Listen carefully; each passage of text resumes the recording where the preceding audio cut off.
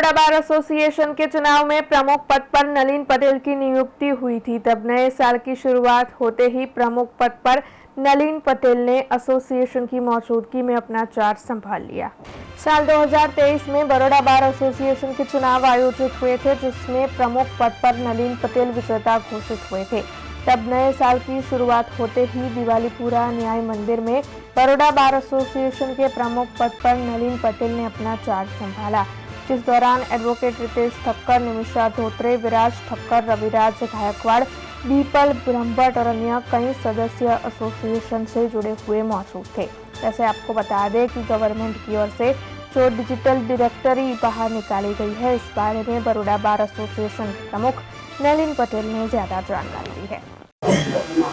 બરોડા બાર એસોસિએશનનું election 2023-24નું 22મી ડિસેમ્બરે પતી ગયું અને ત્યારબાદ એમાં તમામ હોદ્દાઓ માટેના ઉમેદવારોના પરિણામો આવી ગયા છે અને જે ટીમ અમારી જીતેલી છે એ મારી સાથે આજુબાજુ બધા બેઠેલા છે અને આજે અમને ચૂંટણી અધિકારીએ અમને બરોડા બાર એસોસિએશનનો ચાર્જ સોંપવા માટે બોલાવ્યા છે અને અમે હાજર છીએ। આજે અમે ચાર્જ લઈશું અને પછી ભવિષ્યમાં બરોડા બાર એસોસિએશનના તમામ વકીલો માટે અને હિતકારી કયા કામો કરવા એ અમે નક્કી કરીશું।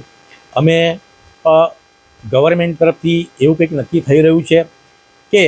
કોઈ પોલીસ સ્ટેશનની અંદર ધારો કે કોઈ વકીલની સામે ગુનો નોંધાય તો એની બરોડા બાર એસોસિએશનને જાણ કરવી અથવા તો છે તે એસોસિએશનને જાણ કરવી, અમદાવાદ હોય તો અમદાવાદના એસોસિએશનને જાણ કરવી, આવા અમારા પ્રયત્નો છે। અને એવે સમયે જો કોઈ પોલીસ અધિકારી એમ કહે કે મારી પાસે કોઈ વકીલની વિગત નહોતી તો એમ ના કહી શકે, માટે અમે એવું નક્કી કર્યું છે કે ડિજિટલ એક ડિરેક્ટરી બહાર પાડવી કે જેને કારણે મોબાઈલની અંદર તમારે કોઈ પણ વકીલનું નામ સરનામું જોઈતો હોય, મોબાઈલ નંબર મળતો જોઈતો હોય તો એવી મળી શકે અને કોઈ પોલીસ સ્ટેશનમાં કોઈ વકીલ હેરાન થયો હોય કે એની અમે એફઆઈઆર હોય કે એને એરેસ્ટ કરવામાં આવે તો તાત્કાલિક બરોડા બાર એસોસિએશન અથવા તો જે તે એસોસિએશનને જાણ કરવામાં આવે એ માટે અમે આ એક ડિજિટલ ડિરેક્ટરી બહાર પાડવાના છે। अब खबरों से लगातार अपडेट रहना हुआ आसान। BRG न्यूज आपके मोबाइल स्क्रीन पर आज ही BRG न्यूज की mobile app Google play store और ऐप स्टोर से डाउनलोड करें और खबरों से लगातार जुड़े रहें।